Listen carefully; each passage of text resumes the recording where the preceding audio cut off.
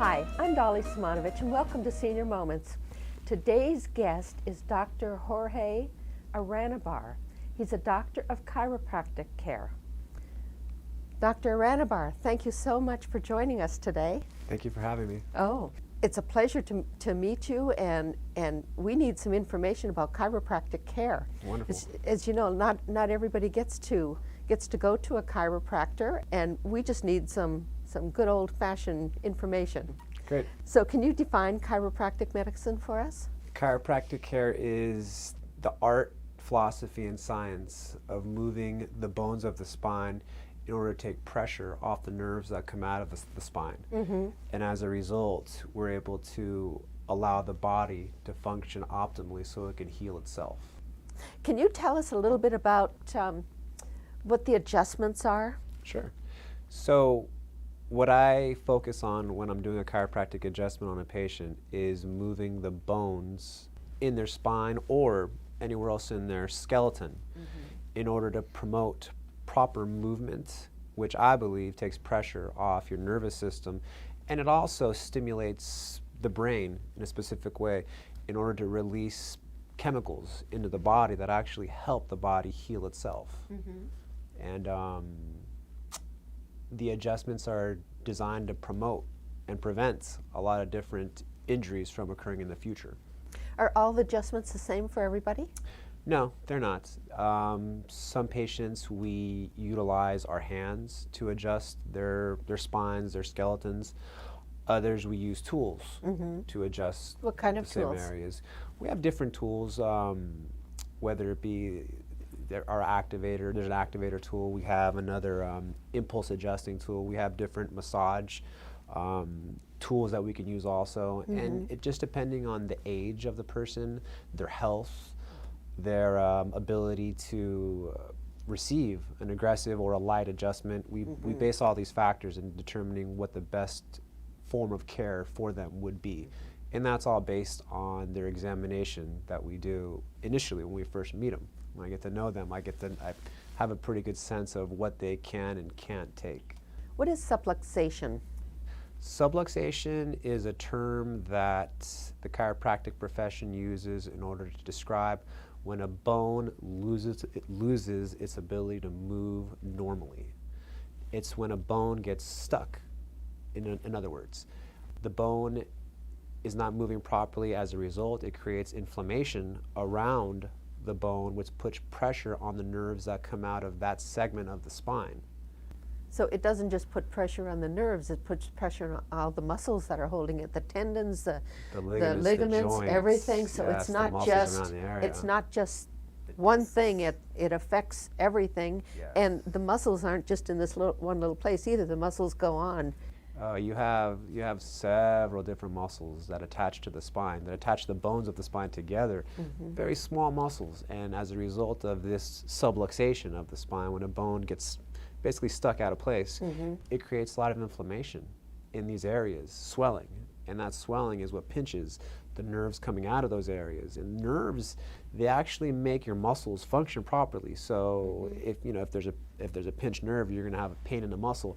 But what a lot of people don't realize is these same nerves, they also make your organs work properly. So if a patient comes in with low back pain, there's nerves that come out of that area that can innervate the intestines. So oftentimes patients who come in with low back conditions can also have conditions such as constipation, diarrhea. They also suffer things like heartburn, things like that. And a lot of what I recommend to patients like that is let's get the spine to move, let's get the nervous system working optimally. As a result, those symptoms oftentimes do go away. So if you went to a medical doctor, they'd say, oh, they'd give you a pill. They'd Yes. say, oh, this isn't working properly, Yes. so they'll give you a pill for it. Right. And what you would do instead is say, well, let's see if we can get this working and get everything straightened out. And you'd check to see if they were straight. And how many people are straight when they walk in? It's rare. It's rare that you see a patient with a healthy spine, because typically But they wouldn't come to you if they were constipated. They'd think that they have to go to a doctor. Initially, no, they wouldn't, and that's where I think the beauty of what the chiropractic profession is doing now. We offer a conservative alternative to healthcare. And I'm not going to tell you that 100% of the time a patient comes in with, digestive issues, they're going to get better. But I'll tell you this, that if the nerves that are coming out of your spine that innervate those intestines, if we get those nerves working better, you have a way better chance of the digestive problems going away. And that goes for other things you wouldn't expect, such as headaches. Migraines? Migraines. That could be, migraines could be caused by? Pressure on your nervous system. Oh, yeah? Oh, yeah. In the neck, usually? In the neck, in the jaw, if your rib cage isn't functioning properly. Oh, so you would do the jaws, too. It's not just, I mean, we're looking at this spinal cord here, but would you adjust jaws and, and arms and arms, feet? Ankles, knees, wrists, fingers, everything. And my opinion is if we get everything moving properly, your body should heal itself. Who would come to a chiropractor? We see all ages of patients. We see children, infants, as early as a few months old, a few days old. My one-year-old son, the second day of life, I adjusted his spine. We see patients all the way up into their elderly years. I've had a patient, the oldest patient I believe I had was in their late 80s. Well, does anybody have to worry about it? I mean, being adjusted, do they get hurt, or I mean, is the adjustment wrenching, or is it mild, or? Every patient's treatment is based on a thorough examination that I do initially. What I do is I examine their nervous system, their spine, and their muscles to determine what kind of treatment is most appropriate for their body types. From that, I'm able to decide if they need a more aggressive adjustment or a little lighter adjustment. I can utilize my hands to adjust a patient, or I can use a specialized tool, which I oftentimes use on the infants that I treat as well as the elderly patients that I treat who might be suffering from things like osteoporosis, osteopenia, things like that. So chiropractic care can help that? Well, I gotta be careful as far as what I say chiropractic can help, because there's certain things that we can help a patient with, such as certain pains, certain ailments, but when it comes to things like infection, viruses, broken bones, for instance, that's out of our scope of practice. Right. So then you would send them to a medical doctor, yes. Yes. What kind of education do you have as a chiropractor? Well, there's different routes to becoming a chiropractor. I took the route of having a 4-year college degree from the University of San Francisco, and then from there I transitioned to a chiropractic school where I spent another about 4 years to grab my Doctor of Chiropractic degree. There are, I know, last I heard, this is I'm about 12 years removed from school, but last I heard about the way to get into chiropractic school, you have to have specific requirements on education in order to enter the school. I believe it's the equivalent of about 2 years of college. Oh, it is? At least, yeah. I went through the 4 years, but the requirements to get into the chiropractic school back then, I believe, were only about 2 years of a college degree. Do you have to do a residency like medical doctors do? We did have to do a preceptorship as part of our curriculum, so we had to spend about 3 to 6 months in an office with under the supervision of a licensed chiropractor in order to proceed forward in our education. So you have extensive training, so that would allay anybody's fears about, am I just going to this guy? We have a lot, to be honest. As me personally, the whole curriculum that I went through began even before I was in college. Before I went to college, I was very active in sports, and I actually worked for a physical therapist before I even became a college student.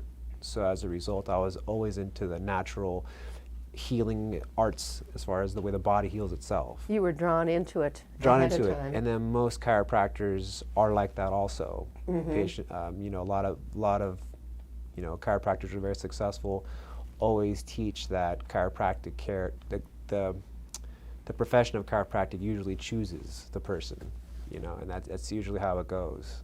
I understand there's different types of chiropractors. Is that correct? Yes, there are definitely.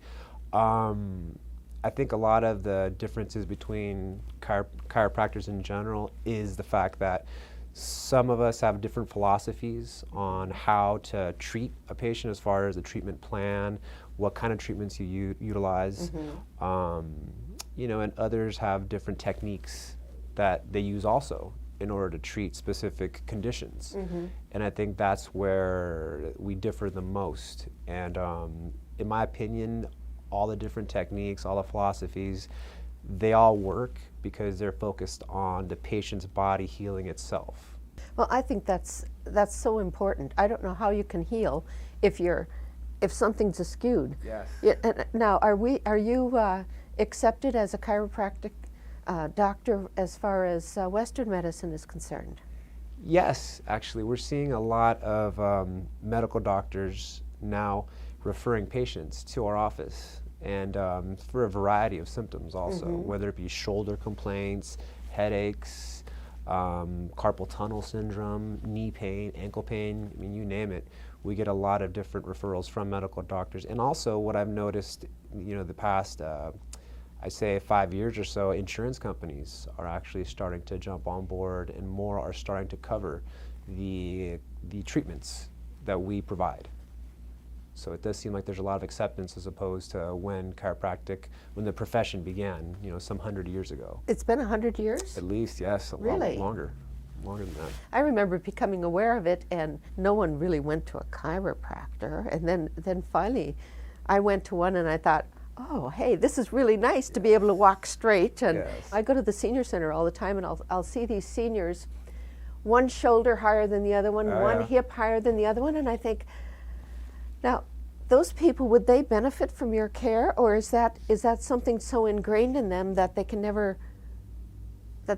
can't be fixed? My opinion is everybody should see a chiropractor, and the truth of the matter is less than 5% of the population see a chiropractor. So that's why, I appreciate these opportunities, because I'm able to get out and kind of explain what it is we do, and put, set aside the myths of, going to a chiropractor and possibly getting injured or things like that. And to answer your question, yes, I could help patients who have bad postures like that. And it's best to treat a patient from when they're young so that we could avoid these issues in the future. But if I was to get an elderly patient that comes in with, a posture issue, it definitely could focus on trying to get their spine to work better, to prevent future problems, and also to help the problems they have right now. Okay, let's leave it there for a minute. We'll be right back.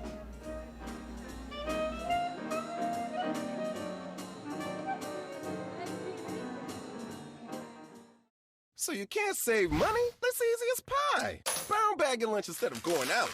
$6 save times 5 days a week times 10 years is $21,000. That's a lot of lettuce. Small changes today, big bucks tomorrow. Feedthepig.org. Behold the angry giant. Behold the angry giant.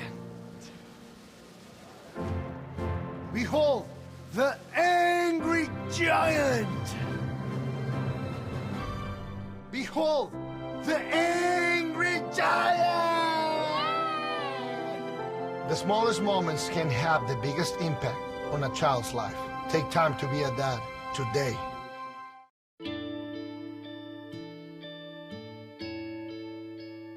Calls me googly eyes.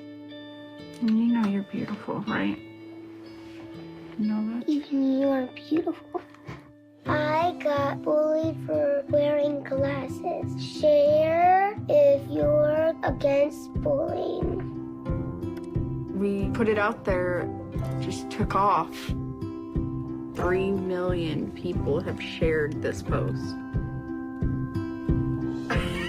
Don't let bullies get you down. I stand with you. The whole family's wearing glasses. I wear glasses and I'm proud. I even have the army on my team. All the kind comments brought my child joy. I don't feel thank you is enough. Next.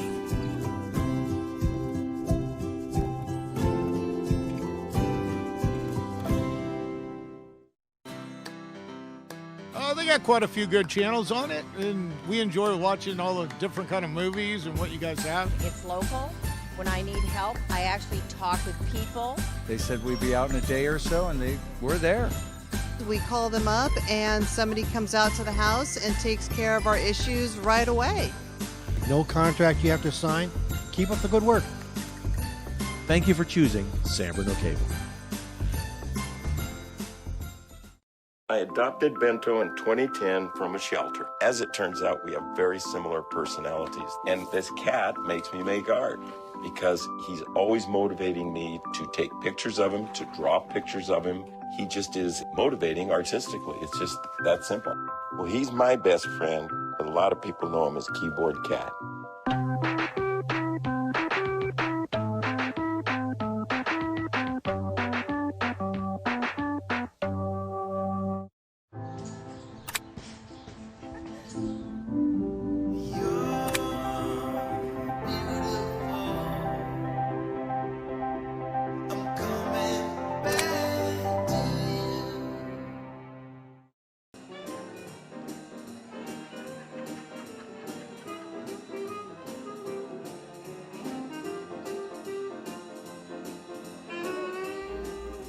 Hello, I'm back with Dr. Jorge Aranibar, Doctor of Chiropractic Care. He said, don't say medicine, say care. So, why do most people come to you? A lot of patients come in because of pain. Mm-hmm. That's the driving force that bring most people in.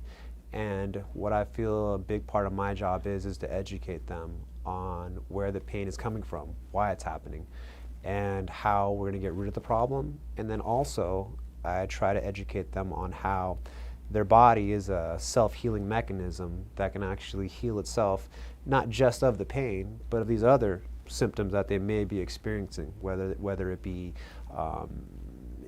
insomnia, fatigue. All of this could be from maladjustment? All of this could be due to the spine not moving properly. As a result, putting pressure on the way your nervous system works. And if we get your nervous system functioning optimally, there's no reason why your body shouldn't be able to heal itself.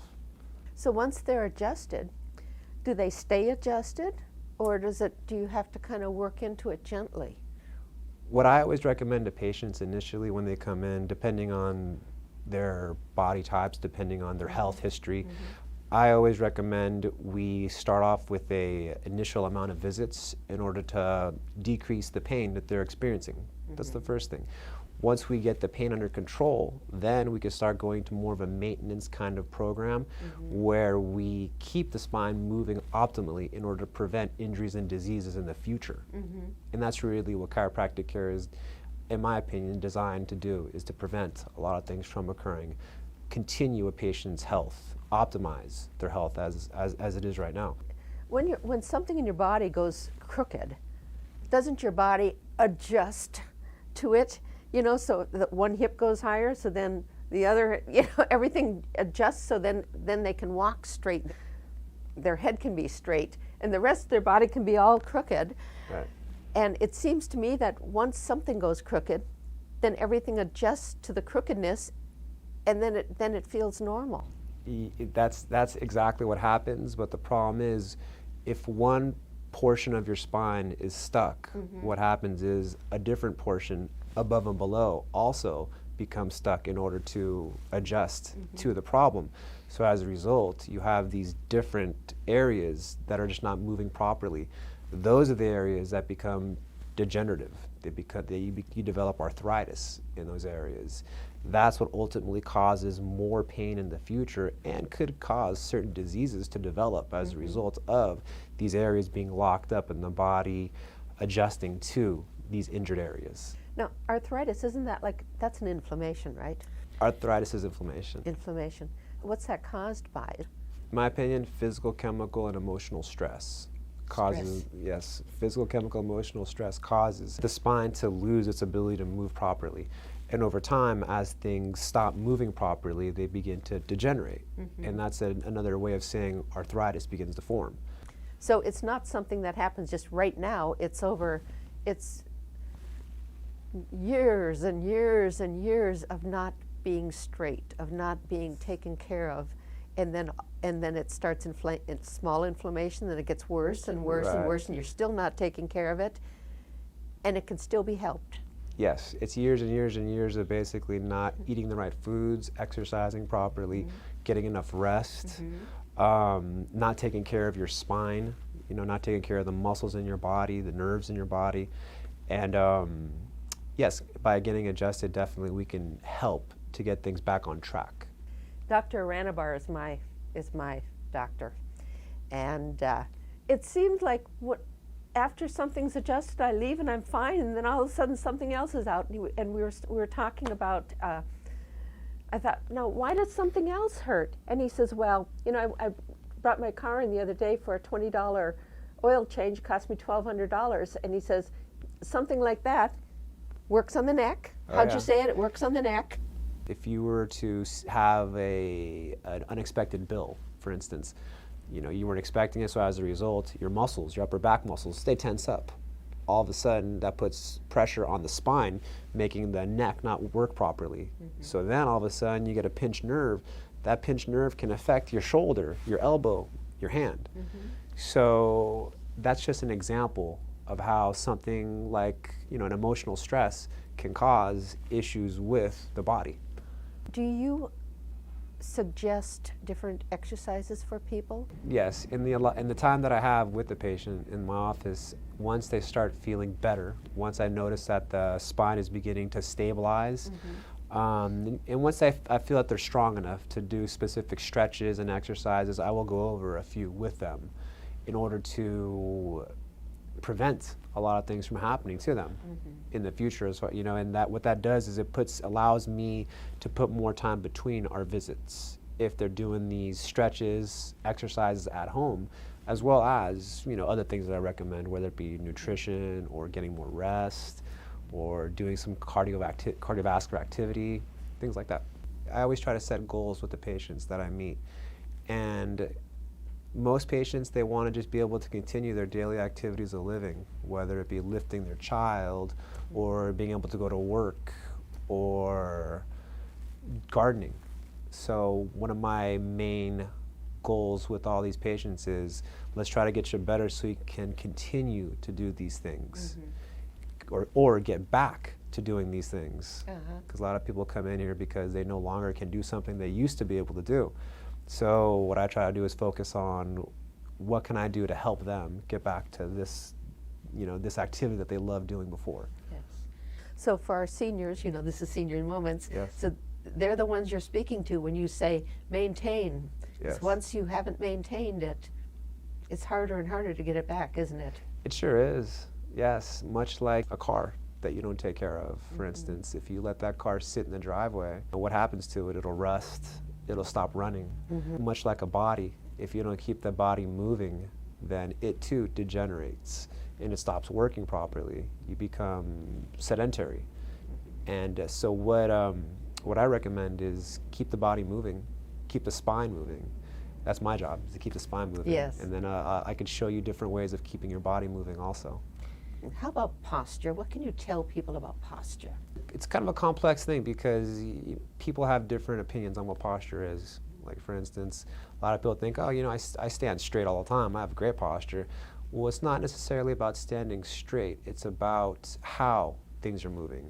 So, for instance, you may have your pelvis. It's a bone in your spine that might be stuck in one position. So, as a result, it makes your body misaligned.